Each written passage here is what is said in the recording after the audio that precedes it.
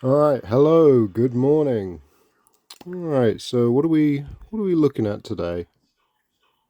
So this is a bit of a different video to what I'd normally make, and the main reason for that is, well, ultimately I find myself in the same situation as this video's topic, which is ultimately when you've got too much on your plate, what do you do to actually get through it?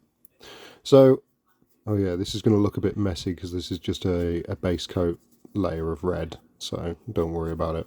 So what are we talking about? So I want you to stop me if this sounds familiar. Okay.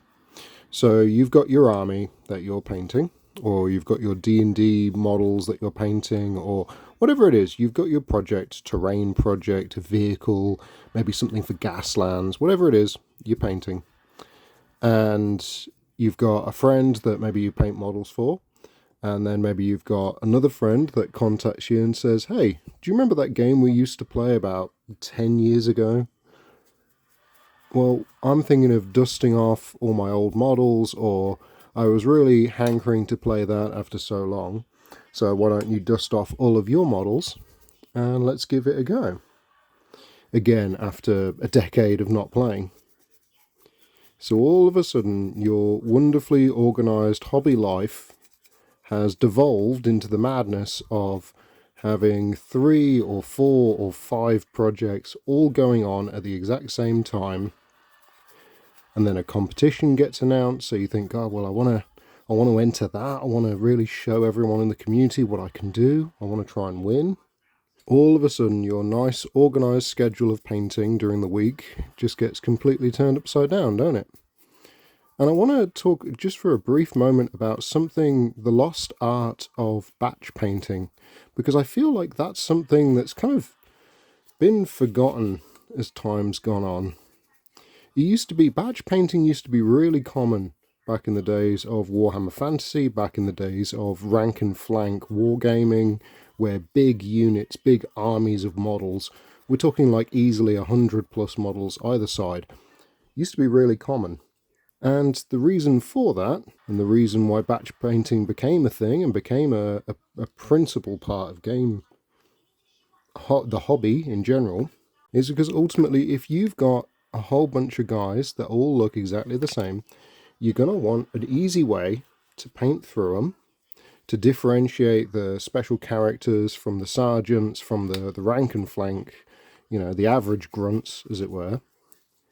And you're going to want to be able to get through them in a reasonable time frame.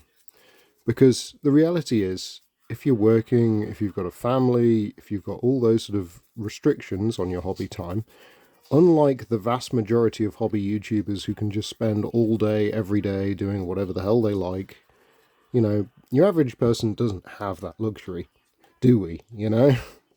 We've got other responsibilities. We've got things that we've got to be keeping on top of. I thought this would just be a nice chance to just talk about this issue, this scenario that we so often find ourselves in, while I paint up some classic War Machine Mark II models. Well, I mean, admittedly, these are going to be used in War Machine Mark IV on a game, not this week, but next week. But I just wanted to talk about it because ultimately, this is a situation that I find myself in, and I want to talk about the things that I'm doing to try and help get through that. So, hobby burnout, painting burnout, however you want to describe it, I think it's a very common thing.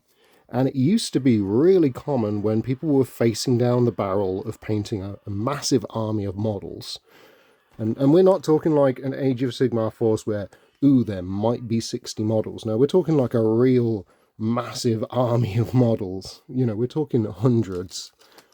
Right, you get the goblin armies or the Skaven armies or the undead zombie horde armies back in the day, and they were massive armies of unpainted grey plastic that you had to sort of man up and get the courage to paint through. Well, one of the tricks from back in the day is to go, ultimately, this is the hobby itself, right? You are painting models. You cannot just have the hobby be converting neat models. You have to do the painting as well. Alongside that, you've got the different approaches to painting. You see a lot of people online and they struggle with going, right, every single model has to be perfect. Every single model, I have to paint every single model to the highest possible level that I can paint a model, because otherwise, it's not good enough and I need to try harder. Okay, that's one philosophy, certainly, the sort of competition level painting, as it were. I don't really subscribe to that theory. I think you should always try your best with every model that you paint, but the idea that you should put so much effort into your painting that it physically causes you to burn out and abandon projects? No, I don't believe that should be the case at all, but it is a very common trap we fall into. I suppose one way to look at it is this is all about discipline, isn't it? It's about going, right, how much do I actually need to do per day to get this force done? And sometimes we can't see that. I could not sit here and tell you, right, to get this Leviathan Dread and these Wolf Riders and these two Vindicators that you can't see off camera and this giant Fire Titan for D&D and this War Machine Force and all of those Horus Heresy models, I could not sit and tell you how long it's going to take to do all of those, right? All I can do is go, right, well, I've got an hour today, or I've got 30 minutes, or I've got a quarter of an hour, 15 minutes. What can I do in that time? Maybe I can really, really go to town with a bone technique to make all the bone on a model look really good. Like, for perspective, right, this Leviathan Dreadnought I'm working on for a friend, if I don't have the time in the evening, I will just go around and go, right, let's just do the bone.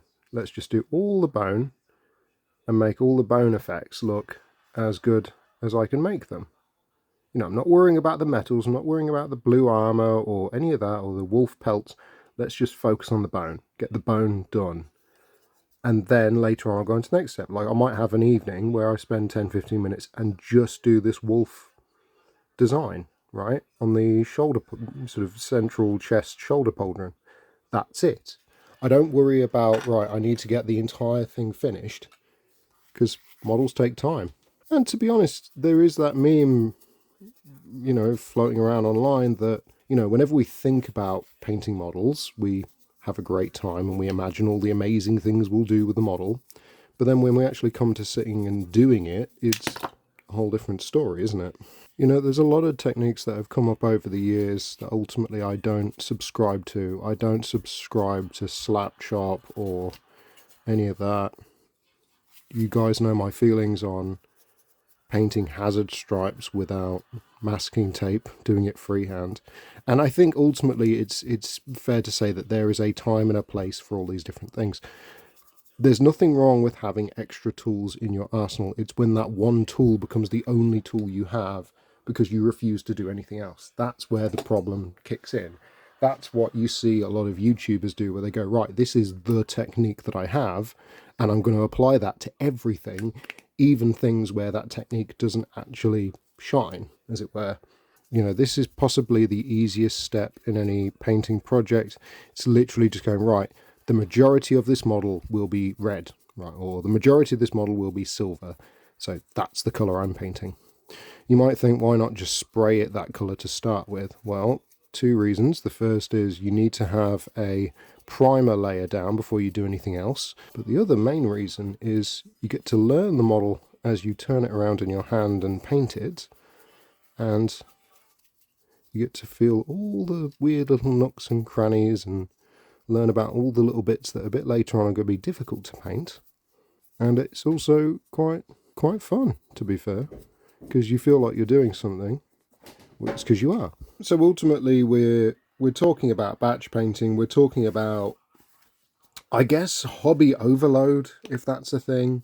We're talking about that feeling that you get when you've got too many projects on the go at once, and how you manage that, because it is a thing that I think, whether you're prepared for it or not, we will all come across at least once.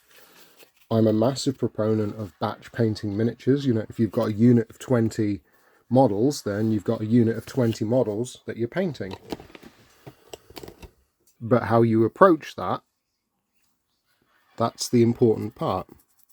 And the thing is, I want to point out, like here, I'm painting up these War Machine models for my Protectorate of Menoth force, which is a name that some of you may have never heard of.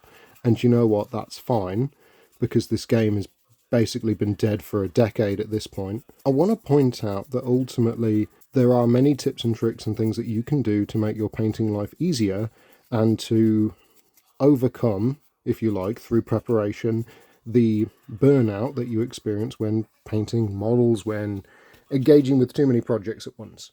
One of the simplest things is you can have other things on the table that you need to paint. And when you go, right, well, I'm doing red at the moment, I know that I need this guy's sword to be red. You just swap over to a different model, paint that, and then all of a sudden, because you've got that visual interest of something else that you're painting, that can help keep you going, right? Because you're not getting stuck on just the one model, just the one thing. It gives you something to focus on, gives you something to, keep pushing through. Especially if you're doing like 20 of the same model or 30 of the same kind of generic infantryman. You think, God, how am I going to make it through painting all of these goobers? Change it up, paint different things at the same time. Like have different projects on the go at the same time. Not too many, but then here we are. So you've got batch painting, you've got doing layers.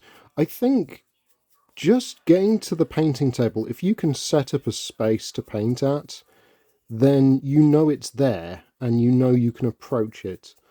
You're allowed to have time off from painting. You're allowed to have time where you go, God, I just don't want to lift up a brush and push pigment around on a model. That is absolutely 100% fine. It is part of the hobby that you should enjoy, not feel burdened by at the end of the day. I'll tell you what, it's hard finding the right camera angle. You can tell it's been a while since I last did a painting video. Dear me. You're allowed to do different things. You're allowed to do things that you enjoy to replenish yourself, to replenish your enthusiasm with the hobby. Because let me ask you this. Have you ever met someone who doesn't like the building and converting part of the hobby? It's rare, isn't it? Whereas if you say, oh, have you ever met someone who dislikes the painting part of the hobby? It's a sea of hands go up in a crowd, isn't it? Where people are like, oh yeah, I can't stand painting. Oh yeah, for me, painting's the worst part. Can't stand it, hate it. Well, you guys remember when, I think it was 9th or 10th edition Warhammer came out, and GW just tried to introduce just a minimum standard for painting on the table? Like, okay, look, we know that the majority of people attending events aren't painting their models. Here is the barest minimum, and we will release whatever products we can to help you achieve that minimum. Just for the love of Pete, paint your models, you savages, because we're going to start deducting points. Well, not deducting points, but we're going to start scoring points during games if your models aren't painted to a table-ready, battle-ready standard, or whatever it was called, right? Like the outrage that came from the community, because it's like, how dare you make me paint my models? People hate it. People hate painting their models, but it is an integral part of the hobby. Love it or hate it, painting models is a key part, and you can't really avoid it. But no one ever complains about the building part, do they? Unless they've got a lot of something to build. I suppose one could argue that fundamentally the two are different. They are not the same thing. Building models and painting models are not the same. So that's a big part of the reason why people view one side of it with such disdain compared to the other. I would argue that ultimately, if you're interested in wargaming, you're not just interested in the miniatures, you're interested in the gameplay side of it as well. And sadly, this is a game where if you want to actually be able to play it, unless you're prepared to go on a virtual tabletop or something like that, which, I know there's some of you guys out there that really love virtual tabletop, but it just ain't the same, is it? It just isn't the same compared to actually physically having the things in the palm of your hand and rolling physical dice and all that. This isn't a card game or a role-playing game that we're playing. It's a miniatures-based game. It's a tabletop war game. It requires things on the field. And we are ultimately, when it comes to painting, we are our own worst enemies, aren't we? It comes down to the whole, I know what I want to be able to achieve, but it's going to take too long and I don't have the skill and I don't want to pay someone to do it for me. I tell you, it is hard trying to get these angles right with the lighting, because I use a separate lighting thing, as you can see, because this is the shadow from the outside world, so you try and have that, and then you try and angle this thing around, and it's awkward to say the least. So where were we? Yeah, so painting painting, hobby burnout, too many projects going on at once, competitions you want to enter. This is the thing, you just have to pace yourself. Sometimes it feels like you can only realistically have one thing that you're doing at a time. Right, I'm building this Leviathan Dreadnought. I'm building and painting this Vindicator tank. Whatever, this Vindicator tank. Whatever it is, you go, right, that's my one thing that I'm doing. And that's fine. So what projects have I got on the go at the moment? So I've got this Space Wolf Force that I'm painting up for a friend of mine. I've got my Iron Warriors, of course, as is well known. And for them, I'm just about to paint up these Rogue Trader inspired, very retro miniatures, which is very cool. I mean, technically, I've always got my own armies and things that I'm working on. There's the new competition over on the Turnip28 Facebook page and Discord and Patreon. If you check that out, Max Fitzgerald has set as of goodness, it was like 2 days before Salute, so back on Thursday, I think it was, the 12th or the 13th, or whenever it was. But yeah, basic competition of attackers and siegers, basically doing war machines or fortifications for a magical siege that's happening in the world of Sist. Let's hold on to him a little bit as we go around. He's a little bit fragile. Sometimes you need something to distract you. Like, I've always maintained that YouTube, if nothing else, it's a great motivator to just sit and do something, to just get things done, to start projects, to finish projects. Like those land speeders I made out of deodorant sticks not long ago. Like that all of a sudden went from something that could have languished as a hobby project indefinitely, as you sort of do it a little bit at a time and burn out and think, oh, that doesn't quite look good enough, or you name it, all of a sudden just gets done, because you go, right, well, I'm making a record of this, so I need to get it finished. I need to get these models sorted. It can't languish on a shelf forever. And to be honest, there's a lot of YouTube channels out there that don't get enough recognition for the work that they do. When they do pump out these amazing videos, these great little skits. I was talking to a guy the other day. He's been making videos for 15 years. 15 years on YouTube. Barely gets more than a couple hundred views per video. Finally stopped 3 years ago. And you think, God, we have these amazing platforms where we can reach so many people around the globe, and yet we don't really utilize them. We don't really use them. So go on, what else is there to say about batch painting? Yeah, you have to pace yourself. Do a little bit, then stop, then do a little bit more, do a bit on a different model. I'll always be an advocate for that style of painting. Say, as a good example, as a physical example, I've got my Iron Warrior Iron Havoc squad here, right? Now, they've got the silver on, and I've put some brass on the sort of, I don't even know what it's called, the compensator of the autocannon, and I've started going around and doing the gold on the shoulder pads, because that's what I've got the energy to do at that point in time.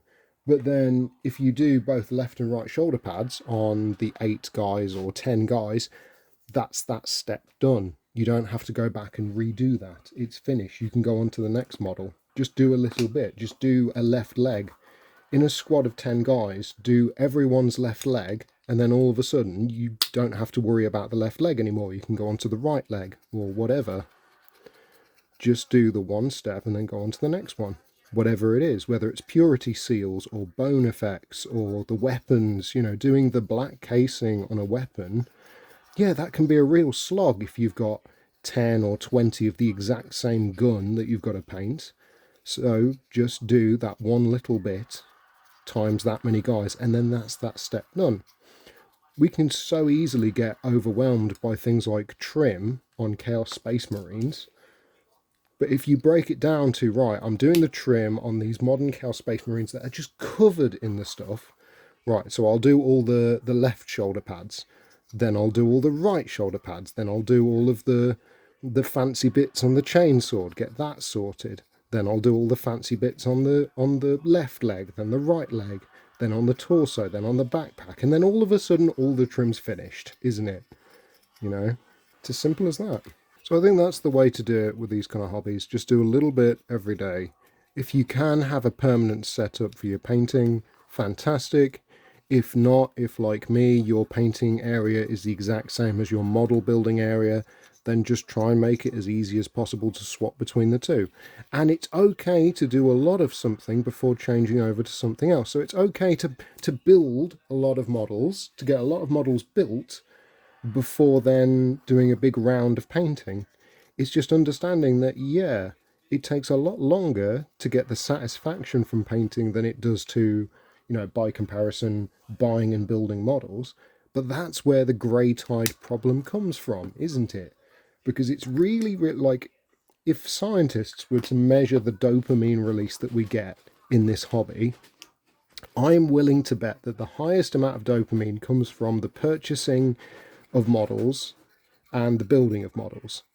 And just underneath that, I'm willing to bet there's a massive dose of dopamine. Maybe not as much as the purchasing, because that tickles the whole retail therapy side of our brains. But I'm willing to bet there's a big dose of dopamine that comes from when you complete a project. When you look at that finished thing and get that satisfaction to go, ah, I did that. That's mine. I made that. I painted that. I assembled that. That is me. That is unique to me. Right? But the actual painting, this step, it takes, you have to work at it to get that dopamine release. You have to work at it. And even then, it might just be the little bit of dopamine that you get when you look at something like a bone effect or a little bit that you've painted on and go, yeah, that looks good. I am proud of that. And these are things that, for the most part, we can kind of demonstrate, because ultimately, why do you think Instagram or TikTok or YouTube Shorts or whatever, why do you think it has such a massive following of people, posting finished projects that they've worked on, or posting videos of 360 shots of their sexy completed things? It's because ultimately we wanna get that feel good of going, yeah, I did that. I painted that model. I painted that unit. I made that look good. I did the thing. Like every failed hobby YouTube channel, at some point you just devolve to doing videos where you're just painting whatever and talking about whatever. But the reality is, I know that if it wasn't for doing this video, these little guys may have sat on my desk without a silver base layer or without a red base layer for a bit longer. And now they haven't, because I've done the thing. I've put the paint on the model. And that has come from recording this video, that's come from talking with you guys, and that's come from being able to get some of these thoughts out of my head and into the paint, as it were. Maybe that's a good name for this, into the paint. Anyway, that's all for today. I'll probably do another recording in a minute where I just do some of the trim details on some of these, so you can see a bit of the process. But yeah, just wanted to talk. So thanks for listening, and I'll see you all in the next episode. Goodbye.